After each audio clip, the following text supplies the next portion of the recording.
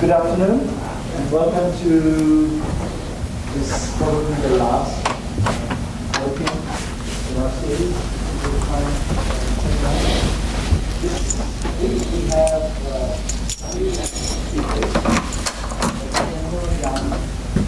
and Dr. Alfredo Perez to tell us about their research interests and passions.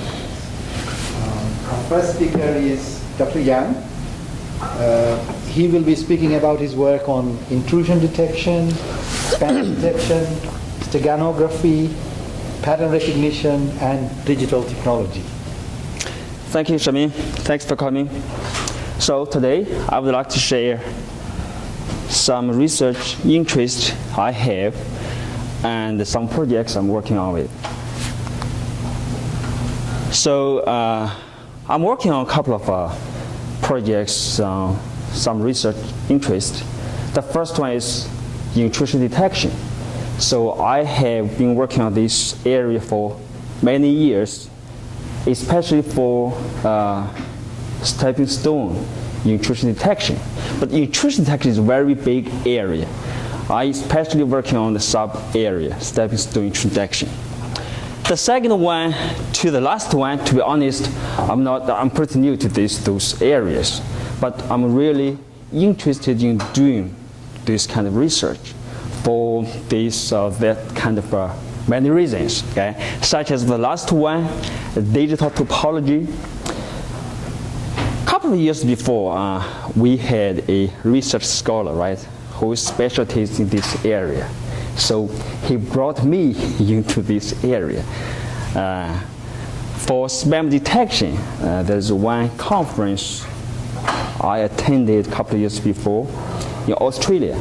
I met a professor, and his specialty is spam detection. So, and we talked a lot about how to detect spam.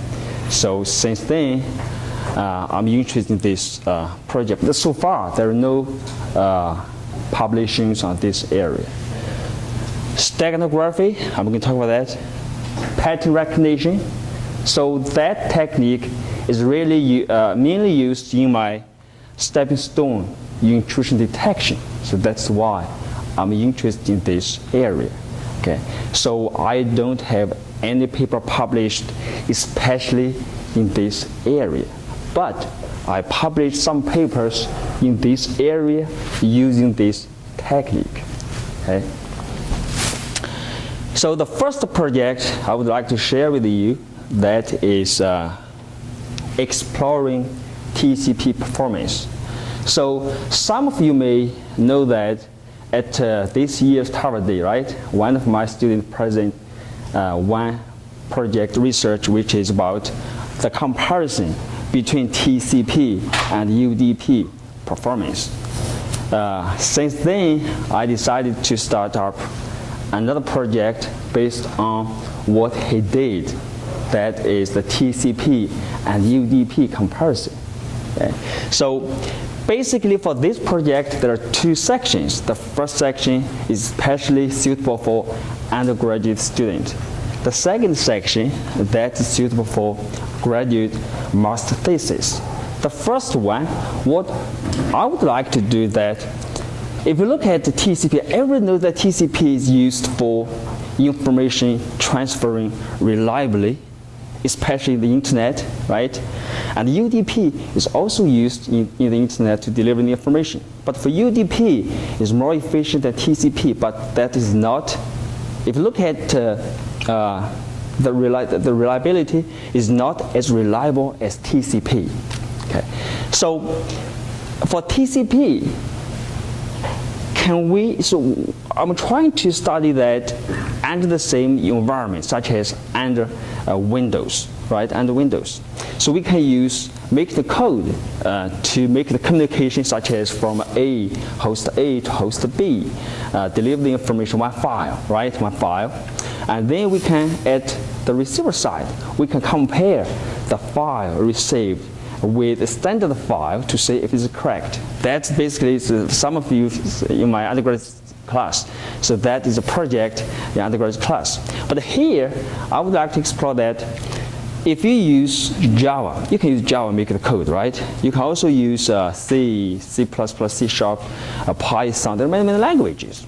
So if you use different language to finish the same thing, the communication, okay, under the same environment, Windows or Linux, it doesn't matter which one, as long as you share the same environment. So which one is more efficient? Have you ever thought about it? So it's Python, Java, C, you just compare them. Which one is more efficient? We just look at the time efficiency. We don't look at the memory space, right? So it's very easy. We just use a small file to try that. Small file makes no difference. I found that. We can use a large file, 100K, 1 meg, 1 gig, right? And in between a different host, different network, different AS. And the large area, global, the internet, maybe in China, in other countries, and here, totally different AS. And can we look at the performance, time efficiency, right? Of course, here, we just let our undergraduate students to measure the time, right? Look at if there is difference or not. So that is the one I'm trying to do. There's another section for this one that, how about if we have a code with the same language, such as Java. And then we can run the code in different environments, right?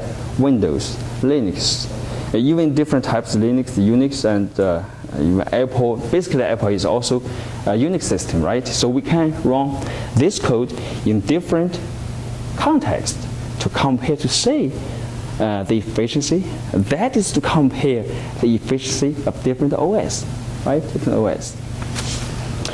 So I already have the code and I just have the code for C and Java, but I don't have the code for C#, Python, and other languages.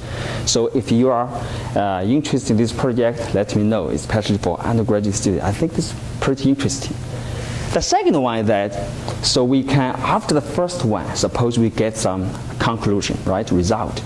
So we need to analyze that result, not just look at the time. This is pretty easy.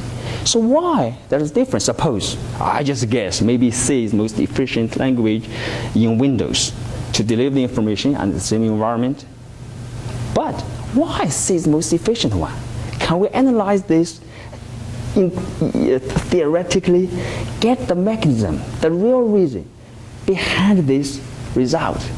So that may be suitable for a graduate master thesis, right? But you need to understand the OS, understand the language, and how each language make use of the memory, the CPU, the spaces, how they organize the file, and how they use the circuit to make the communication possible. So there are lots of things you need to understand to start up this project.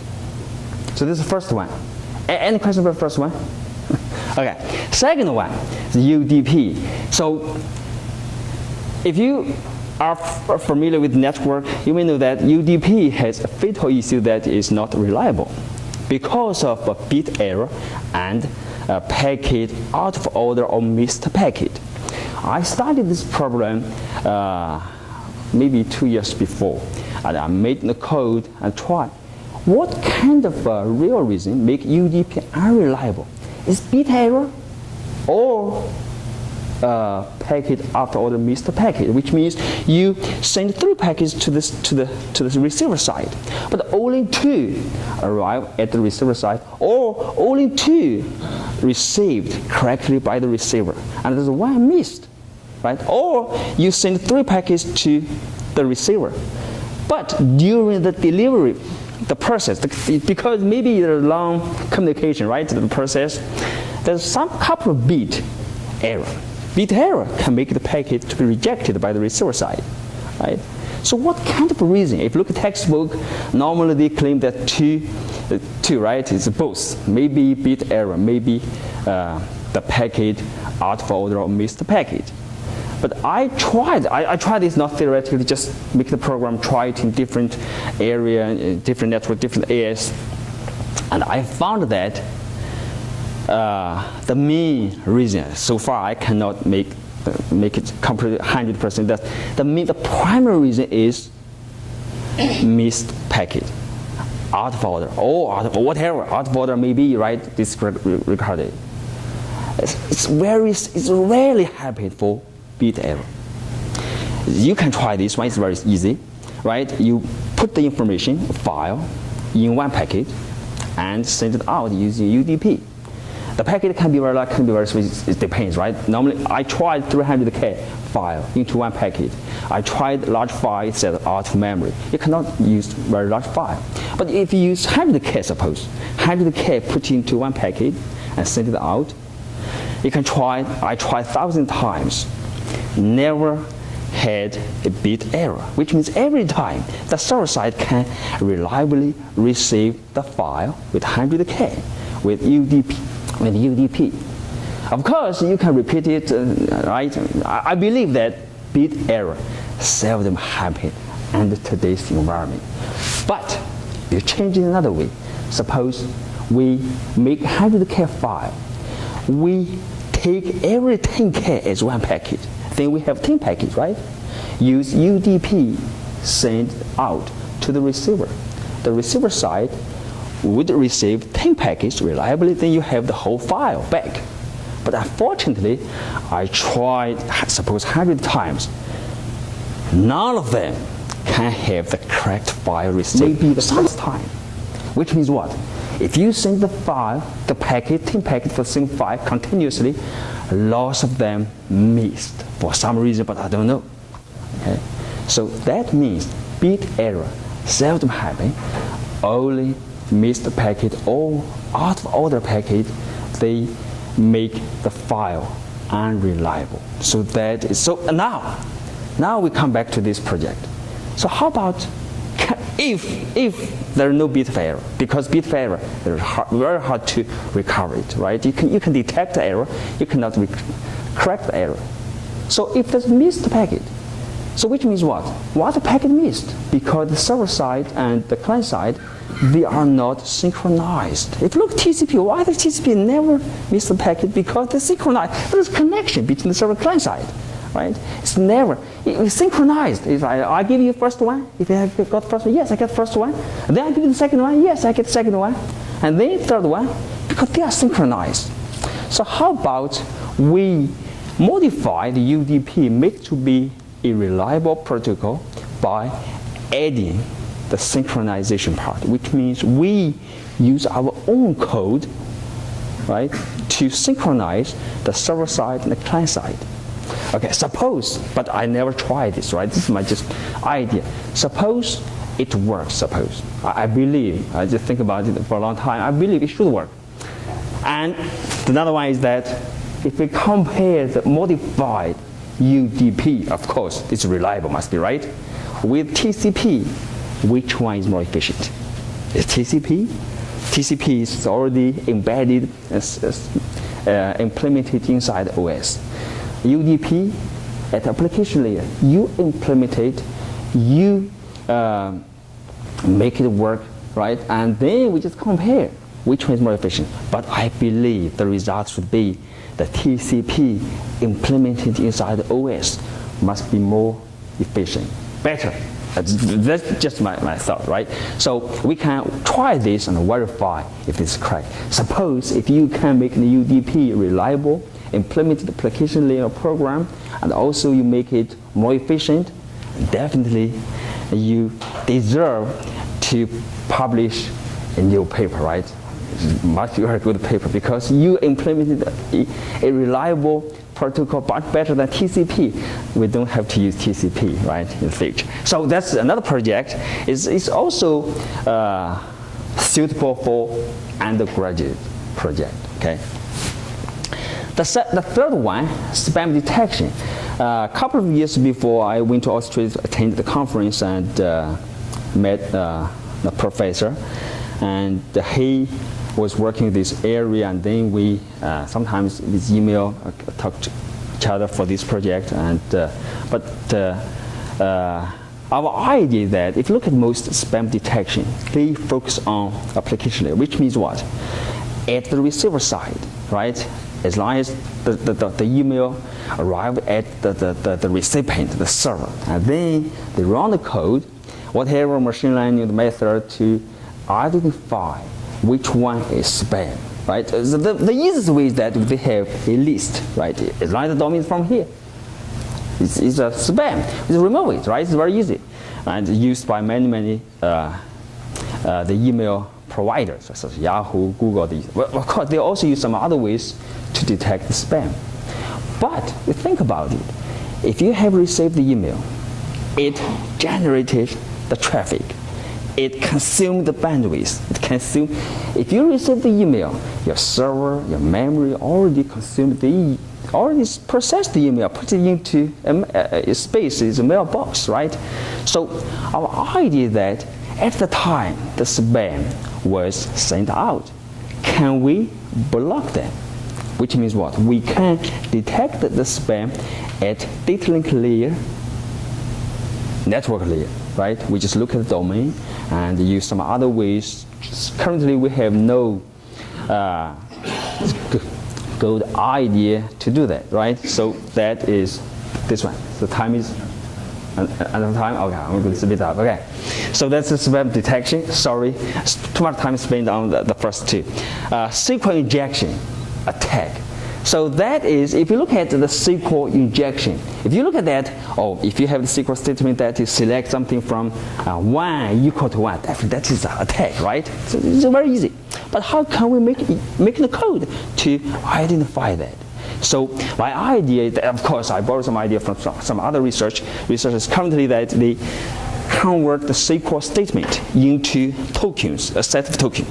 Right? It's very easy. And then build a graph, maybe direct, maybe undirected graph based on the token set. And then use whatever the method, machine learning, SVM supporting vector machine. It's one method to recognize if that graph is SQL attack, injection attack, right? That's the idea. Of course, you can use neural network. There are many ways you can do that. But we can try that to see which one is better, right? This is another project is suitable for a graduate student. Session hijacking, this one, the graduate student is working with me for this one. So for any TCP session, right? So we can sniff the packet, can monitor the session, but can we hold some packets for a while? Can we insert some packets into the session, right? So that's the session hijacking. That is important to me because when I do stepping stone intrusion detection, I need to hijack the session, right, to do something simulate the intruder. So that's why there's one student working on this project. Steganography, so that's the information hiding, everyone knows, right? So the idea for this one is that there are many persons working on this area. So I started this project because one research scholar is going to come to our department working on this project. So basically this project is that how can we insert or embed information into multimedia such as music and image, photos, those kind of things, right? The audio. Steganography. Yeah, it's okay.